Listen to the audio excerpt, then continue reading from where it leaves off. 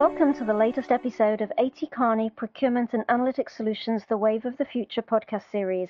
I'm Helen Clegg, and my guest today is Beth Perel, Vice President of Communications and Information Management at Goodwill Industries International, a leading non-profit provider of training, education, and career services for people with disadvantages. Today, the topic of our podcast is using social media tools to build engagement. Beth, thank you so much for joining us today. It's great to have you here. Thanks for having me. You're welcome. Now, Beth, many organizations, especially B2C companies, are using social media tools today as a way of marketing and trying to build relationships with their customers. I'd like to know what social media tools Goodwill has. How do you use them? And can you tell us a little bit, first of all, about Goodwill as an organization, and then talk about the social media tools that you're using to build this engagement with your supporters? Sure. Well, Goodwill Industries International is a network of 165 agencies in the United States and Canada, and then we have a presence in 13 other countries around the world. But our primary footprint is here in the United States and Canada. And within those local agencies, there is a CEO and a local board that governs that agency that can really meet the needs of the local community. And the benefit is that they can really customize the program services that are offered for each individual neighborhood and community there. They can also then have their own web presence and social media presence, as well as having the Goodwill Industries International presence that my team manages. And that being said, we primarily use Facebook, Twitter, and YouTube. We are getting more into using Pinterest.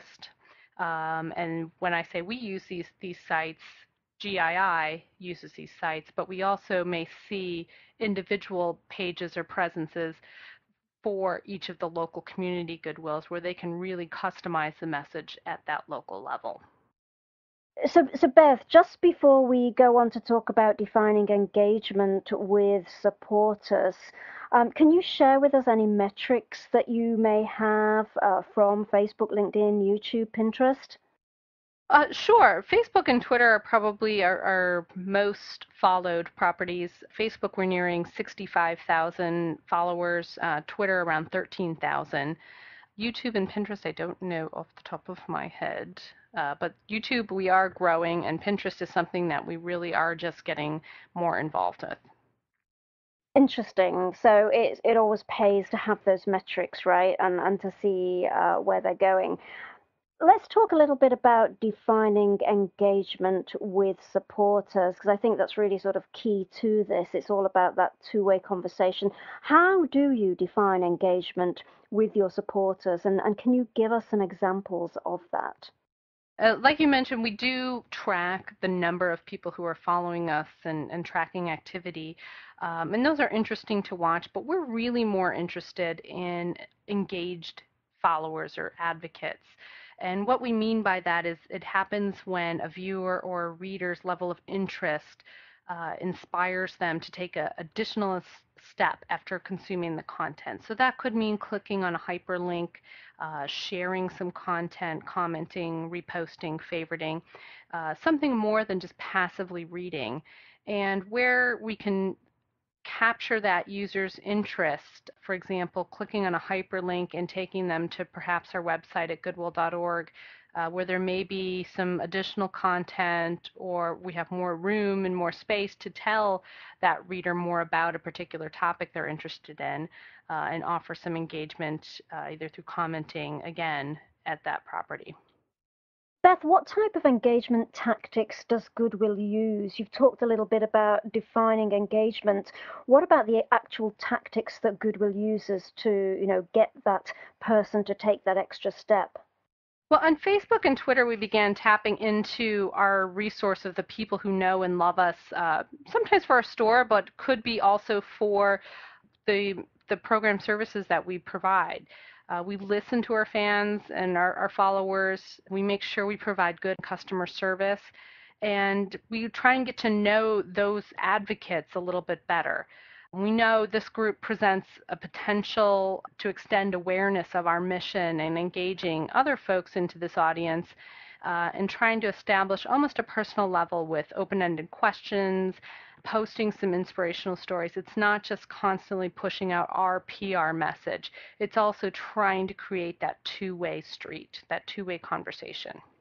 That's interesting you should say that about a conversation, because that's really what these social media tools are all about, is having a conversation with the people who follow your organization, who support your organization and want to learn more. So it's very interesting.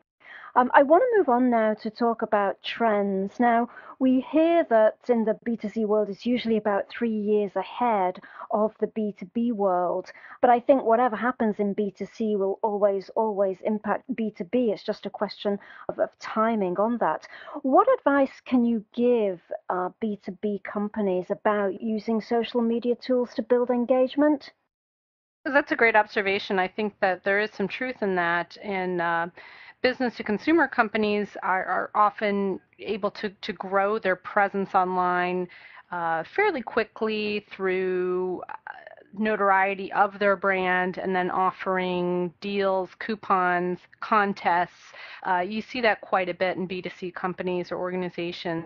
Whereas B2B, that might not be their number one goal to engage directly with the public. It could be more directly engaging with their business partners, vendors, and their supply chain, so to speak. So it's a little bit different goal.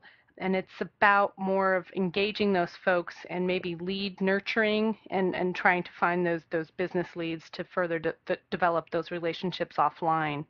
And that's a little bit harder to measure, and it's probably a more longer term goal. So it's important to kind of figure out why you want to be in social media and what goals you have as a B2B organization before just getting out there and getting your page and your site set up.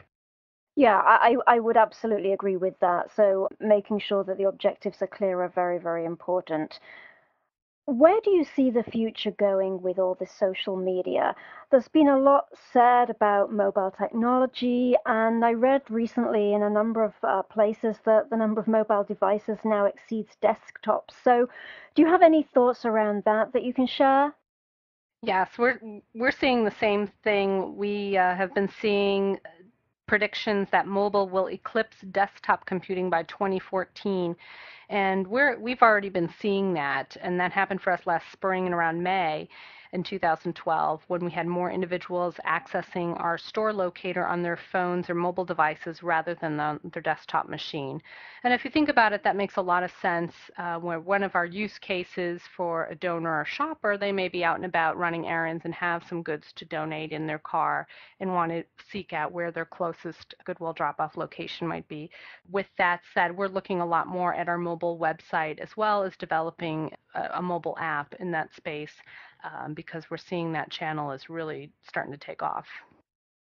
So, Beth, just to finish up on this very interesting topic that I'm sure we could talk about for a lot longer, out of the tools that you mentioned, Facebook, LinkedIn, YouTube, Pinterest, is there one of those that Goodwill has had most success with so far? I think we're seeing a lot of success in Facebook. When we work with corporate partners, we often get a lot of traction on Facebook. We're doing some interesting things on Twitter as well, as far as working with advocacy and being able to share messages quickly. One neat project that we worked on last year with Twitter was a feature on our public website on goodwill.org where we profile an individual who's been helped through the services of Goodwill, and we call it My Story. And right around Labor Day in the U.S., we realized we were hitting our 150th story that we were posting. And so in the 150 hours leading up to Labor Day, we were posting one of those stories using the hashtag 150jobs. And that got a lot of traction, a lot of interest. People were wondering what the story's about, who were they, and it was an interesting way for us to tell the story of the people that we're serving. Wow, that's certainly using Twitter in a very innovative way. What about pitfalls to using social media? Do you have any thoughts on that? Companies are running to embrace social media and sometimes not having a real strategy behind it. Any thoughts on pitfalls that organizations might think to avoid? Yeah, I think it's easy and fun to get out into social media right away, but it does make a lot of sense to stop and make sure your strategy and your goals are in place, but also to have a policy and some guidelines in place from who in your organization is entitled to speak on the organization's behalf and answer and respond to posts on social media. What are the employees' roles? Do we encourage employees to post online? Do we not? Answering those questions ahead of time helps to prevent issues that may arise. And those kinds of policies and guidelines are really helpful when there could be a potential crisis. You have something to look at to get you through that situation. A lot of people are seeing social media channels as a direct line to their organization, and feel free to sometimes offer positive, wonderful feedback, but oftentimes there's some negative or complaints that are posted there. And it's really important to make sure that you have that person or people responding quickly, so it doesn't escalate, and that they're on message and saying the right things to those individuals. Beth, thanks ever so much for sharing your insight and knowledge on social media and how to engage with followers with the example of Goodwill. It's been an incredibly interesting and informative podcast. So, just to summarize, Beth was talking about the use of video and YouTube and how using video content is really coming to the fore. Also, interestingly, listening to fans and followers, getting to know your advocates is something that companies really need to do. Good content plays an important role. And the use, I thought this was interesting, Beth, the use of open-ended questions to create that two-way conversation. And I think for me, that really sums it up. It's really a two-way street when it comes to having a conversation with an organization. So, Beth, thanks ever so much. It's been a pleasure to have you join us today. Thank you. I'm Helen Clegg, and I'd like to thank Beth for being my guest today. And I'd also like to thank our production engineer, Tom Klein. Thank you for listening to this edition of The Wave of the Future. And if you have any comments on this podcast, we'd like you to tweet them.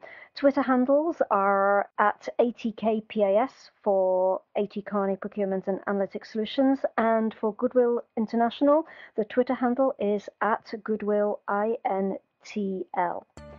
This has been an AT Kearney Procurement and Analytics Solutions podcast production.